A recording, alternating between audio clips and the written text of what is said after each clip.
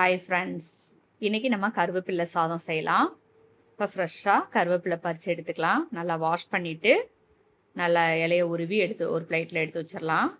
இப்போ தாளிப்புக்கு கடுகு, உளுந்தம்பருப்பு, கடலப்பருப்பு, ஒரு கொத்து கருவேப்பிலை, 5 மத்தல் எடுத்து வச்சுருக்கேன். பொடி அரைக்கிறதுக்கு ஒரு 2 ஸ்பூன் கடலப்பருப்பு, 1 ஸ்பூன் உளுந்தம்பருப்பு, 1/2 ஸ்பூன் எள்ளு, 1/2 ஸ்பூன் ஜீரகம், 1/2 ஸ்பூன் மிளகு, 1/4 ஸ்பூன் வெந்தயம், 3 வத்தல் எடுத்து வச்சுருக்கேன். கருவேப்பிலை எடுத்து வச்சுருக்கேன், புளி எடுத்து வச்சுருக்கேன், நெய், பெருங்காய பொடி, முந்திரி, கடலப்பருப்பு எடுத்து வச்சுருக்கேன். அவ்வளோதான். இப்போ வடைச்சட்டி அடுப்பில் வச்சுக்கலாம். கொஞ்சமாக எண்ணெய் ஊற்றிக்கலாம். நல்லா சட்டி காஞ்சதும்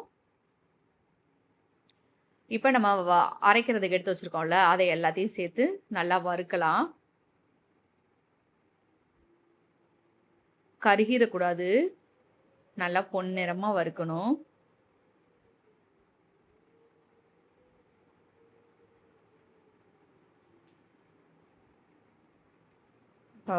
நல்லா வறுபட்டுருச்சு.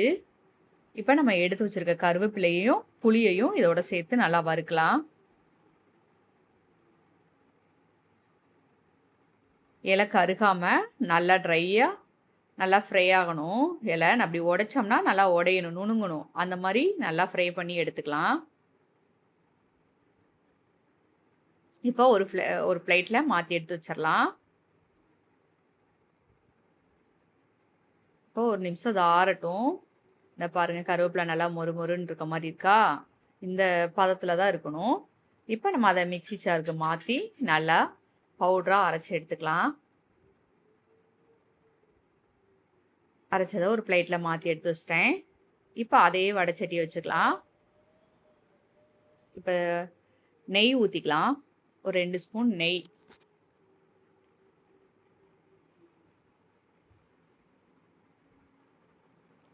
எண்ணெய் ஊற்றிக்கிறதா இருந்தாலும் ஊற்றிக்கலாம்.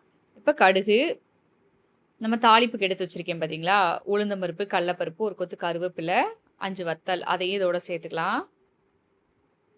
நல்லா பருப்பு நல்லா பொன்னிறமாக வரணும். அது வரைக்கும் லைட்டாக அப்படியே கிளறி விட்டுட்டு கருக விட்டுறக்கூடாது. பருப்பு நல்லா கொஞ்சம் லைட்டாக பொன்னிறமாக ஆயிடுச்சு. இப்போ நம்ம முந்திரி சேர்த்துக்கலாம்.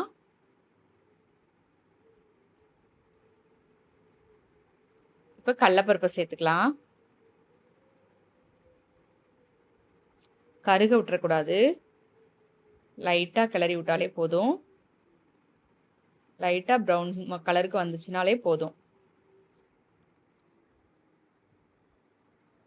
அவ்வளோதான், ரெடி ஆயிடுச்சு. கொஞ்சமாக பெருங்காயத்தூள் சேர்த்துக்கலாம். அதையும் ஒரு கலந்து விட்டுட்டு நம்ம இப்போ அரைச்சி வச்சுருக்கோம்ல பொடி, அதையும் இதோட சேர்த்துடலாம். அடுப்பை லோ ஃப்ளேமில் வச்சு இதை லைட்டாக ஒரு கிளறு மட்டும் கிளறி விட்டுட்டு நம்ம இப்போ செஞ்சு வச்சுருக்க சாப்பாடை இதோட சேர்த்துக்கலாம். எவ்வளோ சாப்பாடு வேணுமோ அவ்வளோ சாப்பாடு போட்டுட்டு உப்பு தேவையான அளவு உப்பு போட்டுட்டு அடுப்பை நல்லா லோ ஃப்ளேமில் வச்சு நல்லா மிக்ஸ் பண்ணணும். சாப்பாடை நல்லா கலந்து விட்டுறலாம்.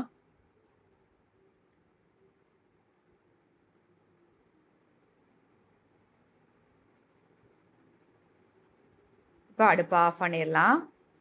அவ்வளோதான், சுவையான மணமான கருவேப்பிலை சாதம் ரெடி.